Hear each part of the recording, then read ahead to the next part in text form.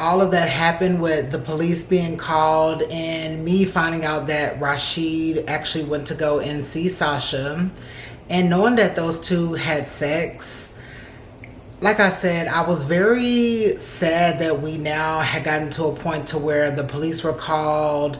I was now sleeping in the room. I had made him come into the living room and sleep on the air mattress and just be separated from each other.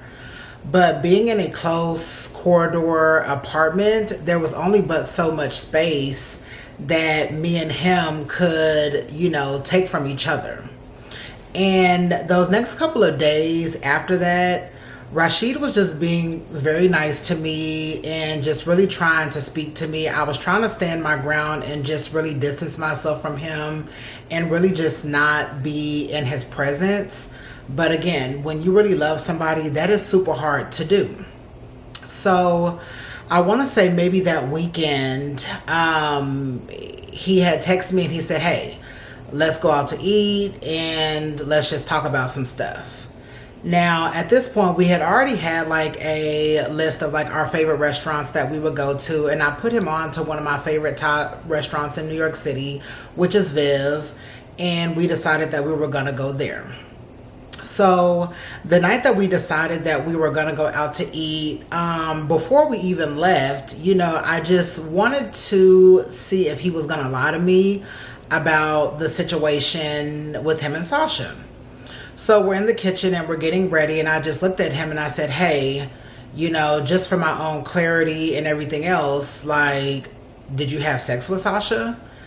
And mind you, I didn't tell him that I had already spoke to her and asked her these questions. I just wanted to see if he would be honest. And, he told me, yeah.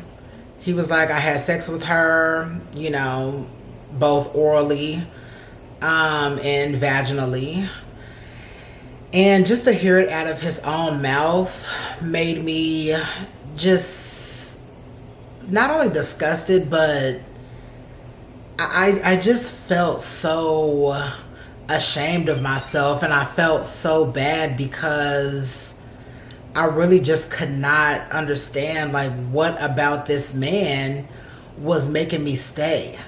Whether it was my abandonment issues, whether it was just me loving the presence of a man in my life or in my home, like I really just couldn't understand. And he seen the look on my face after he told me, and I was just very sad in the face. And this is how I know, he wasn't all the way there when it came to really being emotional or really just understanding the magnitude of the things that he was doing to me. And he started to switch gears and was just like, you look really good tonight. And the next statement was, can we have sex later? And, going back to just everything, this is why I started this series off letting y'all know about me being touched as a child. Because like I said, when I felt like I was being touched, it made me feel like I was being loved. And I think that was something that I had carried throughout all of my relationships, regardless of anything that was happening to me. But this particular time, also knowing that they had unprotected sex, I just told him no. I'm like, you need to go get tested first. I'm going to go get tested again because at this point, I just need to make sure that I'm on my P's and Q's with my health wise. But just to hear him say those words, it just let me know that you just think that sex was going to be the only thing that could always bring me back to you. Which in a sense was true, but at the same time, I'm so low and down in the gutter that the sex wasn't even all that to me anymore. It just kind of kept us together and kept us tied, So after all that was said and done, we ended up going out to eat, and the whole night he's just, touching on my leg and just saying that he loves me and, he really want to make things work and everything else. So we had another conversation about the relationship, and, I've had it so many times, I really didn't know where else to take the conversation.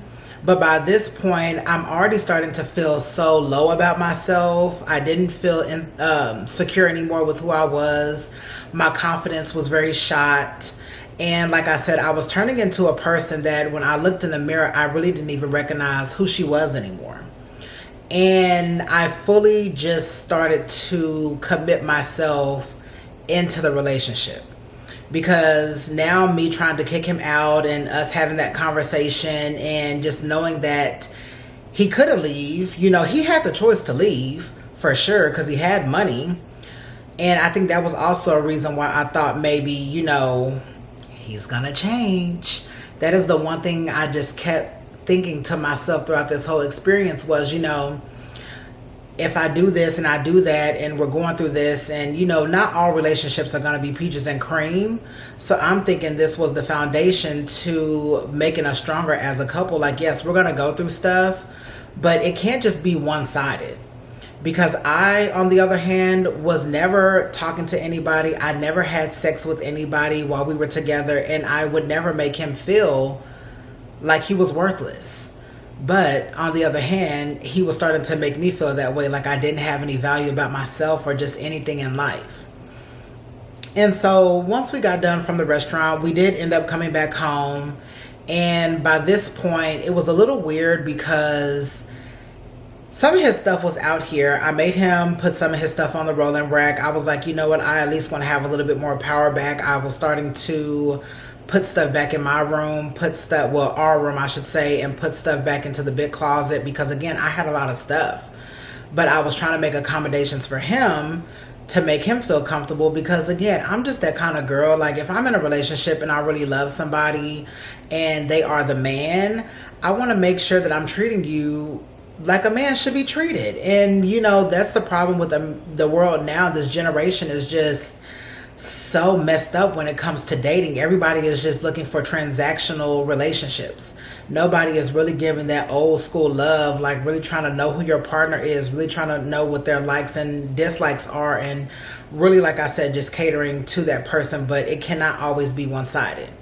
And in this particular relationship, it was one-sided because I was the one that was putting in all the work and all of the effort, really tiring and draining myself out. So, you know, Christmas and New Year's was coming up, and I just started to listen to him more. And he would always talk about certain things. Like, for example, he really wanted an iPad. He told me that it would be better for him to do things for work. You know, and like I said, we were both trying to be more on the content creation side because he did have these qualities to him that I really wanted him to explore. Because like I said, there's no way that you could almost be 30 years old and thinking that cutting meat at a Brazilian steakhouse is the way to go.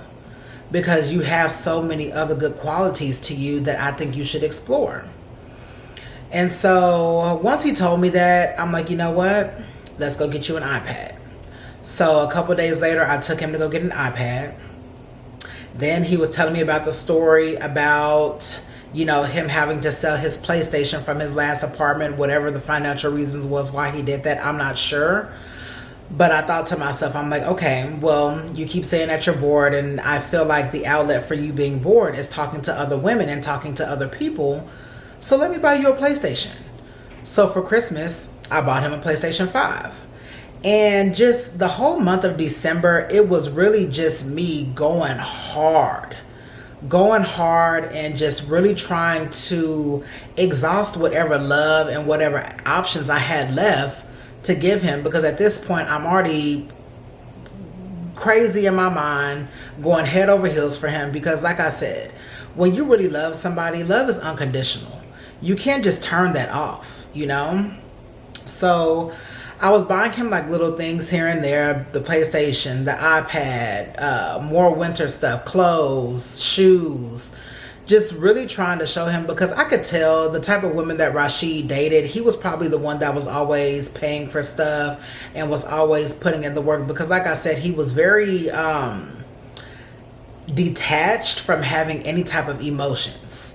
And like I said, I truly believe that is stemming from his childhood, whatever his childhood was like in Jamaica and moving over here into New York and everything else, there was something very traumatic that either happened to you or that you experienced that makes you not have any type of emotion for people or situations. Now, yes, that could stem from your mother passing away, I'm sure. And he did kind of briefly tell me about that story, about how she had got really sick and he literally watched her deteriorate until she was no longer with us. So for sure, I could see that being something super traumatic, especially at the age of 10 when your brain is developing the most. But I don't think that's an excuse to really ruin the life or the lives of good people that are coming into your life like that. So before the new year was, approaching, I had to do my lease renewal. And in this lease renewal, they gave me two options. Either I could renew it for a year or I could renew it for 2 years.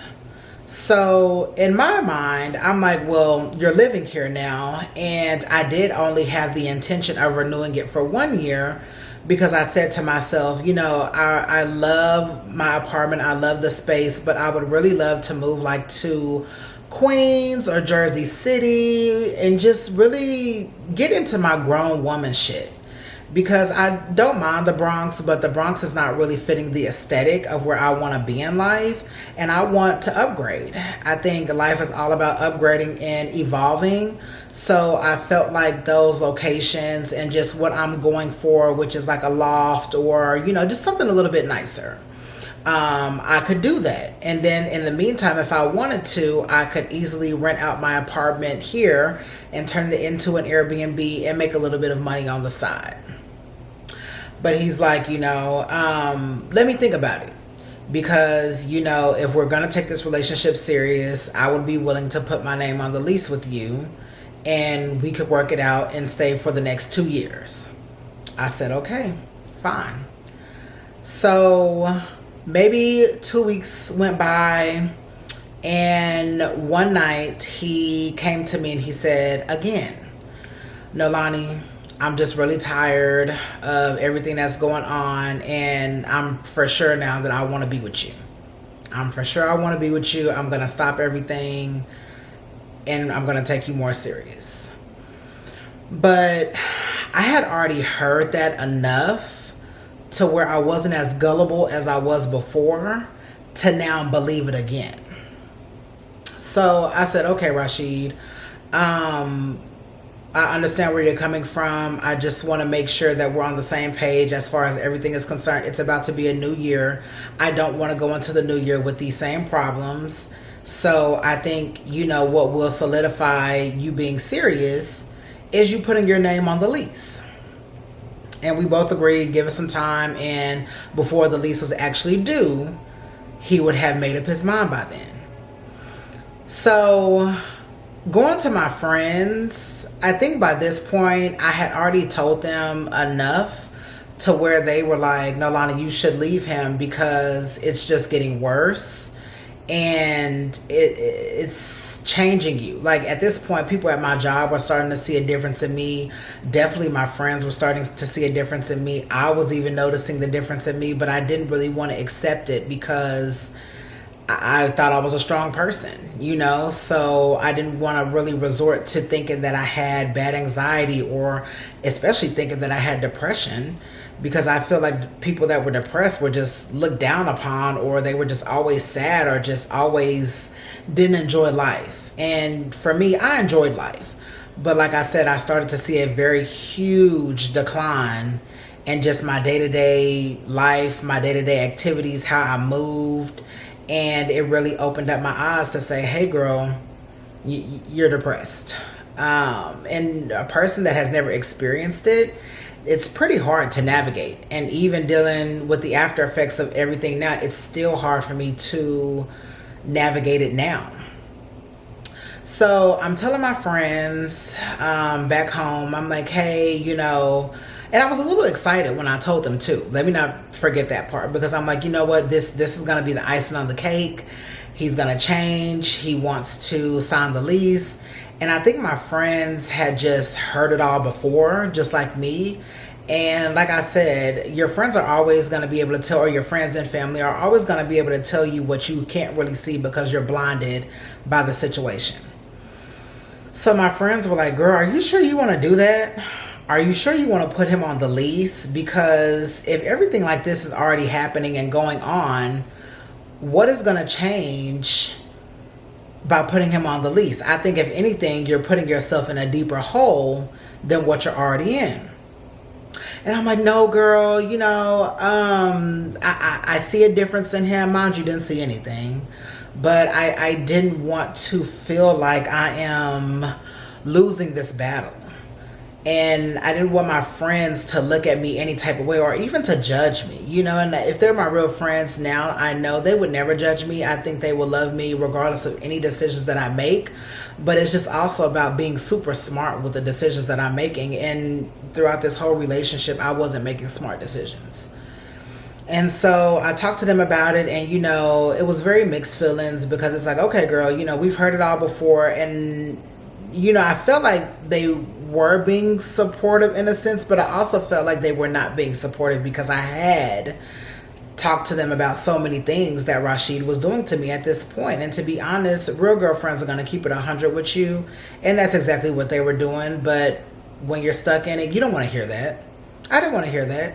I just wanted to hear them support me and just wish me well, because in my mind I thought things were going to change, and I thought I see the vision at the end of the tunnel, and the relationship was going to work, and we were going to be together, and it was just going to be the it couple, right? So my friend's birthday, Ashley, was coming up, and I went to Houston. I had went to Houston for a couple of days to spend some time with her for her birthday. And just the whole time I was in Houston, he was really reaching out to me, making sure that I was okay, asking me, was I having fun? But the whole time I was in Houston, and, Ashley's a pretty smart girl. She even told me, like, girl, you're not being yourself. And I don't like that for you. You're really not being yourself. But I tried to really brush it off, and I'm like, yeah, girl, I am being myself. But deep down inside, everything was starting to be sad for me. Everything was starting to be sad for me. Everything was just starting to be very unclear. I wasn't sure about a lot of things. And I went to Houston, and I made the best of it. And when I got back from Houston, Rasheed wanted to take me out for dinner. So we ended up going to STK. We had dinner, and it was good. Like, everything was good. The remainder of December, everything surprisingly was good. And so now when the new year approached, we had New Year's. He was working that night. I was at home. But I just thought to myself, you know what? This is a fresh slate. We're in 2024. Things are going to be better. They were already consistent, or being consistently better those weeks since the police were called and that whole incident. So I just knew in my mind 2024 was going to be a good year for me. And at this point, I was not checking the phone no more, because we were sleeping in two different spaces. But obviously at some point we started having sex again, and he kind of slowly moved his way back into the room. And so now we're back in that situation. I started to feel something in my gut that said, girl, go through the phone. I didn't go through the phone for a minute, because I'm trying at this point to let my intuition lead the way. Like I said, it's a brand new year. I didn't want to bring anything from 2023 into 2024 with that same behavior. So I left it alone. But it kept punching me. It kept punching me and punching me. So I said, okay, I'll go through the phone. But I was very choosy for when I wanted to do it, because like I said, it was a brand new year and I just did not, I'm already feeling very just on edge. My anxiety is super high. When we would go out to places and I would see him pick up his phone, or we could easily be in the living room or in the room watching TV or whatever, and if I seen him pick up his phone, my anxiety was through the roof. If I seen him, or he would tell me he was coming home late from work, my anxiety was through the roof. So I was already attaching these characteristics to myself, and I did not want to make my situation any worse than what it was. But I gave in one night. One night he was sleeping in the living room, because what he was doing was he was starting to make this excuse that the bed that we had in my room was uncomfortable. Now, I don't know if anybody has ever heard of a loft bed. They're normally placed in like California, or again, if you have like a loft or just more modern homes, it's a very flat bed. It lays on the ground, but they're super comfortable. And my bed is almost $3,000. So to say that it was uncomfortable was a little crazy to me, because when I'm in it, I sleep like a baby. But I know that was just an excuse. So it would be nights that he would still sleep in the living room on the air mattress, but it wasn't as consistent as it would be later on down the line. So one night he was in the living room. I had to go to work super early, and he was asleep. The TV was on, and I'm like, you know what? Let me go in the living room and turn the TV off. But as I'm doing it, I'm like tiptoeing, because my floors creak a little bit because I have older wood on my floors. And so I'm like tiptoeing, doing the most, tiptoeing, and his phone was on. So I grabbed it and I went to the bathroom and I started to look through it. Really couldn't find anything out of the ordinary. He wasn't really texting anybody. I had even went through the deleted messages. There wasn't anything out of the ordinary. So I'm like, okay, maybe he is, changing a little bit. I did see him like messaging a few people on Instagram. It was like one girl, I guess, that worked with him or that he knew that he was trying to spin the block on. But this message was like from 2023. So I was like, okay, whatever. I'm reading it and, just seeing him saying like, hey, are you seeing anybody? I would love to talk to you again. And the girl was like, oh, unfortunately, I'm in a relationship now, so it's not going to work. And so I just kept looking through the phone. I wasn't seeing anything. And I was about to close it, but I had to make sure I was investigating everything, because once I closed it and it locked, I didn't have his information to get into his phone. So once it locked, I had to make sure every app I was going through, I had to make sure every message I was going through, I had to make sure the phone was just as he left it. Because if I locked it, or if I waited too long and the phone locked itself, I was screwed. So I found something, and the app was called Tagged. And mind you, like I said, I don't want to say old school because I'm very young, but I had never heard of this app called Tagged before. So I went into the app and I was like, okay, it's another dating app, right? It's another dating app. And as I'm scrolling through it, I'm seeing messages. Some of them are a little older, but then I'm starting to see recent ones.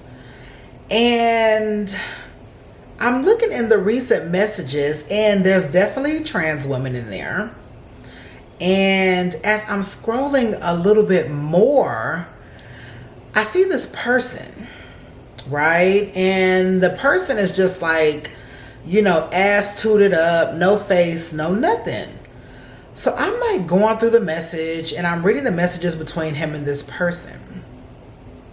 And the person has a car. Rasheed is telling the person yet again where he lives, what area we live in, and, telling the person that he wants some fire head. And if y'all don't know what head is, fellatio, a little, yeah. So I'm like, okay, let me go and see what the person looks like. Because like I said, the profile picture was just an ass tooted up. So as I'm going through the pictures, I'm like, wait a minute. Wait a minute. It was a whole boy. It was a whole boy. Now, y'all know I love to keep receipts, and this is a part of me just being an investigator throughout the relationship. So, after I found this boy on the dating app, I went to Rasheed's friends list at the time and found him on Instagram and followed this link. And, you know, it was one thing to see you talking to all these regular women. It was one thing for me to accept you talking to all these trans women. But now you have crossed over and are talking to a gay man. And mind you, I don't have any problem with any of this because who you are is who you are. But do not put me in danger's way and in harm's way by not keeping it 100 with me. Because for me, I don't date outside of heterosexual men. I'm not dating gay men. I'm not dating other trans women. I'm not dibbling and dabbling with whatever. My life is not a buffet. I'm not choosing different genders, different nationalities, different religions. I'm not going through all of that on a day-to-day basis. When I'm with somebody, I am with you 100% until the wheels fall off. So I sat there in the bathroom just astonished because I could not believe what I had just found out about this boy. And mind you, flaws and all, still loved Rasheed the same way. I did not switch up on this man. I kept my same routine in play because, like I said, I really loved him. I really loved him. And so after I seen that, I was more so shocked, if anything. I wasn't sad. I wasn't anything. I was just so shocked. So after I seen all of that, I was just, again, so shocked and very confused because that was something I did not see coming. I never thought in a million years that I would see this man talking to another man. And so, like I said, at this point, everything was starting to be very numb. I was very desensitized to when I would find out stuff about him. I didn't really want to go into the new year with all of this baggage, but here we are again with new baggage. And so I closed the phone and I just went to sleep. Now, by this point, everything at my job, I couldn't keep up. And I had so many responsibilities being in a hospital and then working 12-hour shifts. I was not able to keep up at this point. Like every little thing was starting to become a huge challenge for me to do. It was starting to become a big task, especially with so many things to do. And I'm a person that throws myself into work. Like if anything is going wrong in my life, I always throw myself into work and I'm very hardworking and I like to be very diligent and just put my best foot forward. But those next couple of weeks were just, I didn't care. I didn't care. Every morning, I was starting to cry a lot, even at nighttime, just crying. And like I said, he was sleeping like a baby with no care in the world. And so going into everything else, Rasheed had been complaining to me about his back and his shoulders and everything was hurting him a lot to the point I could tell it was hurting him because he was moving a little different. But mind you, this is where being a good girlfriend and just a good human being comes into play. So I told him, I said, well, do you have a PCP? And he was like, no. And I think that's so crazy to be a grown adult. And I understand everybody's situation is different. Sometimes health insurance is hard to come by, or a lot of people just don't have it, which is very unfortunate, especially Black and brown and minority people.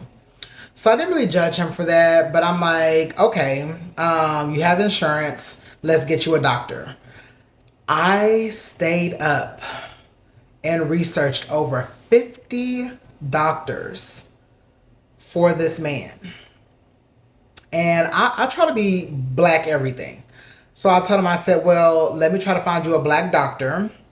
And I was researching a lot of doctors and I found him one.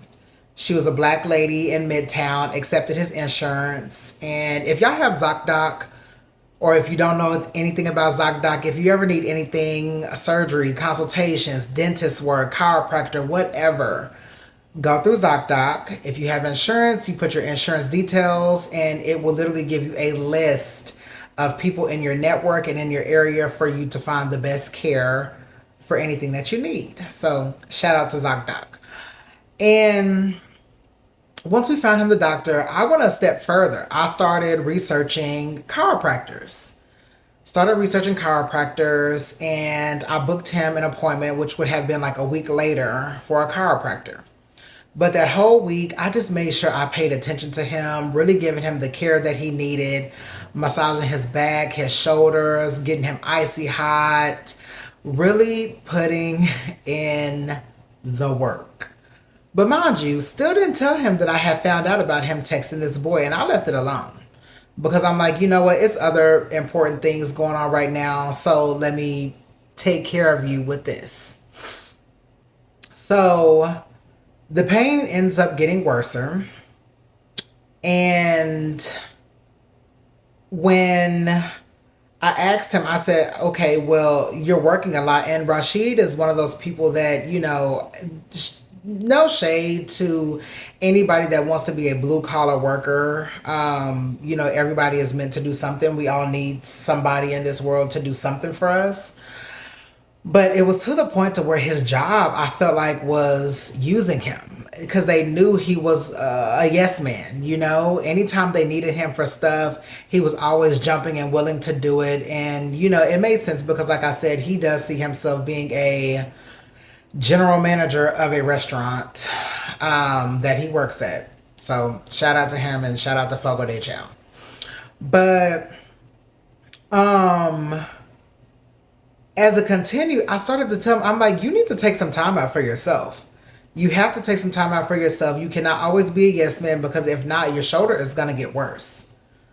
And by me doing all of this, I'm thinking in my mind that I am showing him, here's another piece of my value. Here is another piece of me really looking beyond what you think a person should see in you, So at this point at my job, we could create doctor's notes, right? And I told him, I said, if you need to take some days off, just let me know and I'll create you a doctor's note. And the hospital that I had worked at, Rasheed had been to it a while back for STD testing. So his information was already in the system. And so just thinking about it is just annoying and crazy. I told him, I said, once you let me know what you want to do, I'll get you a doctor's note. That way you can have a few days off and really just relax and rest with no penalty to you. So he was like, okay. Maybe a couple days later, he finally tells me, he's like, all right, Nolani, can you make that doctor's note for me? Because I'm going to take these days off because I need to rest and I need to heal. And mind you, he ended up not wanting to do the chiropractor appointment that I booked for him and that I put $100 deposit down that was non-refundable because the appointment was too early. And that's another thing about this whole situation that really bothers me because it wasn't just the love that I was putting into it. It was all the investments, the financial burdens that I took on to take care of this man in this relationship. All the money I lost, all the money I put in, everything I bought him, like my relationships are investments because I'm investing in us to get stronger and to get better and to one day be together for the long haul. So how the process works at my job, if anybody has been a patient there before, normally you can see everything in their chart, etc., etc. So it's always easier for me to look at certain stuff if the patient has already been there versus somebody that is walking in or coming through with an emergency case or whatever like that. So since he had already been there, I said, okay, I'm gonna do it for you. No biggie. So I got into his chart. I seen where he last was visited. I changed the date on it to make it look like it was a new visit. And all the notes from previous appointments have electronic signatures from the doctor. So I printed out this note, didn't think anything of it, and I gave it to him so he could bring it to his job. And I think he was going to take off maybe like 3 to 4 days, because during that time before I gave him the note, we had already booked him his appointment to go see the doctor to get everything else figured out what was wrong with his shoulder and his arm. So I did all of this before that. That way he could have a few days off to rest and relax. And then once he went to go see the doctor, he would finally understand what was going on with him, if he had like a torn ligament, if anything was sprained, broken, whatever. So give him the note. And a couple days went by. We ended up going to go see the doctor. Very nice lady. I forgot what her name was, but what stood out to me, she's asking us how do we know each other, and I just look at him and he looks at me, and I knew in that moment he didn't want to say that we were in a relationship. He was uncomfortable, you can tell. So I just looked there and I said, oh, we're just friends. We're just really good friends. And just to see his face and all of that, like, I'm like, here we are again, going into the new year, and you're unsure of me. You're unsure of me. You're unsure of our relationship. But I'm already in the rabbit hole. So it was like whatever. Anything that was coming at me at this point, it was whatever to me. And so we went there. They gave him some stuff, and I also told him to mention about his sleeping, because Rasheed was a bad sleeper. He snored super loud, and it was almost like sometimes he would choke in his sleep, and I would have to wake him up to make him drink some water. Because again, me just having being deprived of sleep, even when I did try to get like those couple minutes or hours in, I would always be wakened up by his snoring. It was that bad. So I told him, I'm like, you also need to let her know about that. Again, putting in that extra care to really make sure that he's going to be okay and make sure he's going to be good. And so she addressed all of that. She gave him like a breathing machine. She gave him something to check his, I don't know if it was his heart rate or whatever while he's sleeping. And also, we got him I think it was like an appointment to get X-rays done of like his arms and his shoulders, just to see if anything was bad or worse than what it was from him doing all this shit at work. So everything was taken care of, and I felt really good about it. I'm like, see, I want you to know that I'm not just like any ordinary person. I'm really taking time from my day and taking time from putting in work that I should have been putting in myself to take care of you.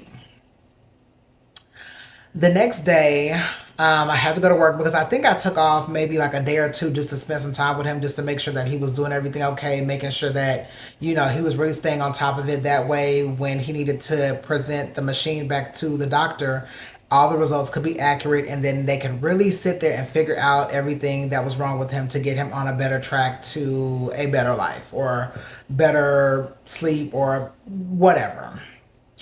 I go to work. I worked the whole day. And before I left, my manager comes in. And she normally, if I'm at work and I'm already there for the day, I've never seen her come in before. And so I'm just like, oh, hey, girl, like, what's up? So she's going around, she's talking to the doctors, she's talking to the staff, and I see another manager come in from a different hospital location.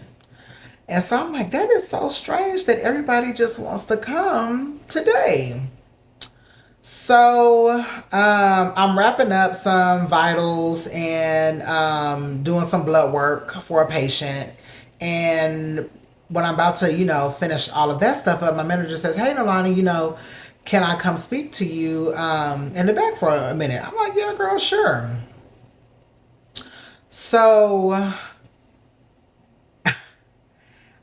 I've only been let go from maybe two jobs in my entire life, and they were all jobs from when I was younger.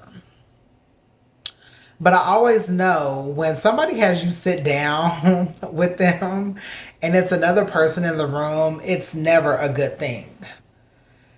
And so, as she is sitting me down, I'm just looking at them because I'm kind of confused because I'm like, I've never done anything. I've never called out late. I've never, had any reprimanding or anything like that. So it was just all very confusing and weird to me. So she's talking to me and she says, "Hey, you know, I just want to ask you a few things about a patient." And I said, "Okay, what's the patient's name?" She goes, "The patient's name is Rasheed," and she says his last name. So I'm like, "Okay, yeah, it was a patient that came in the other day, and we forgot to give them a doctor's note for them to return to work, etc." So she was like, "Okay, yeah, because that's what I wanted to ask you about. I wanted to ask you about the doctor's note." And I said, "Yeah, well, what would you like to know?" She was like, "Well, it's very interesting because, we, one, reviewed the cameras. We didn't see a patient come in around that time. And the doctor who had the electronic signature at the bottom of this doctor's note has not worked here in almost 2 years."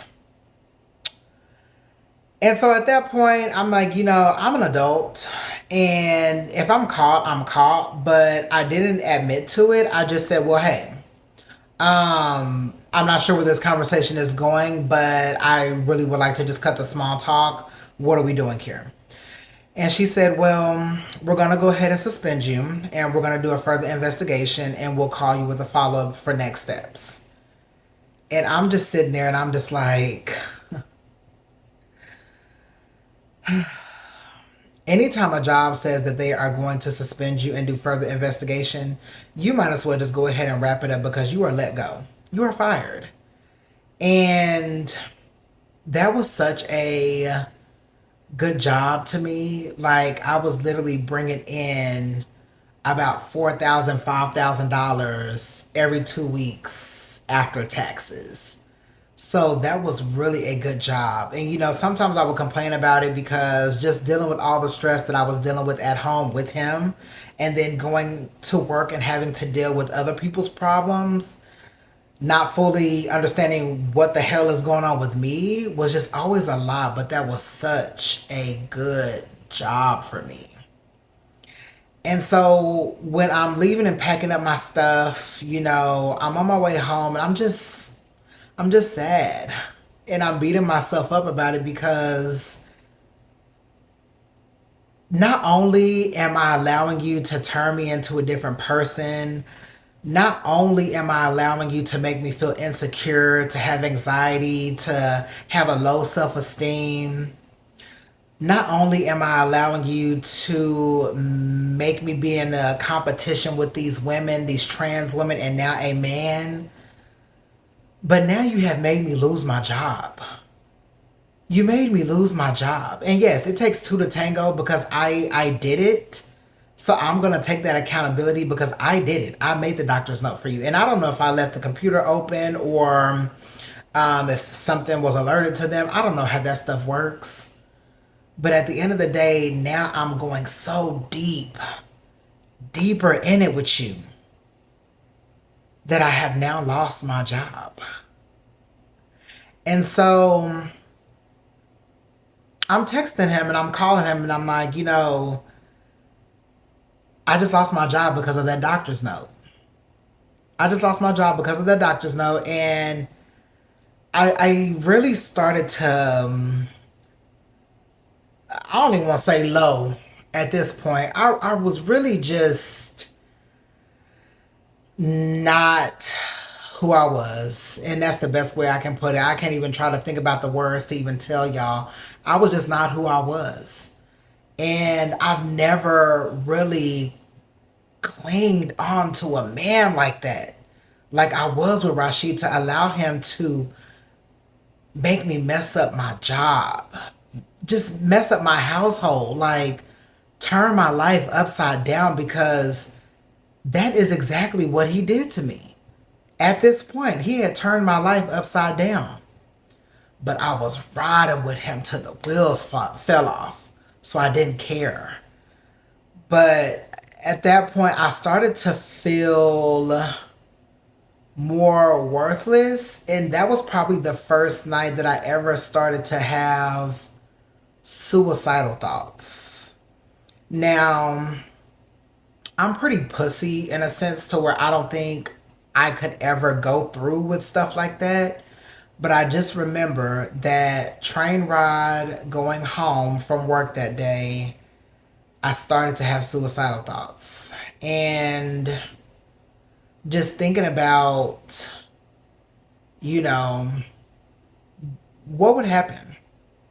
Like, would anybody miss me? Because I was at such a point where I was just so up under Rasheed and just trying to find an outlet with my friends. And, I had one or two cousins that I was telling my family, and I was talking to my mom about some of the stuff. But at that point, I was just, would anybody really miss me if I did something to myself or if I ended it all? Because I was getting so deep in this situation to where it was starting to affect me in every way possible, from my finances, from my mental health, from my physical health.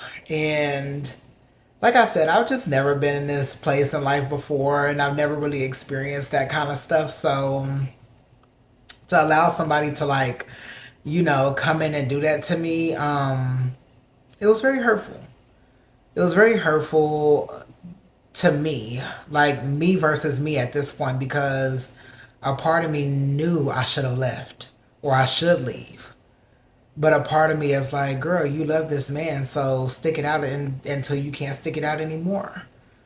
And so, he was like fake concerned, like, oh, do you want me to leave work and whatever, whatever.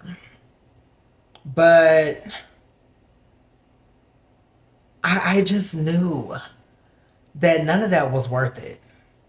None of anything that I did, especially now, being able to sit here in front of a camera and talk to y'all about it, that wasn't worth it. Because he still took me under. He still did more stuff to me. He still did everything he could to bring me down. And maybe a couple weeks from this point, we had planned our first trip together. We were going to go to Washington, D.C. And I was super excited about it, especially because I felt like at this point, the little things like going on trips and going on dates and stuff like that, there's that breadcrumbing thing again, was just steps closer to us being on the same page and us really just, I don't know.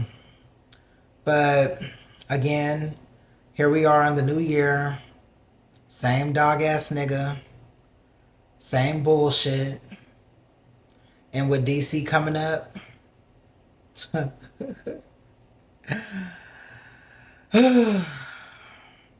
shit just never stops. Stay tuned for part 7.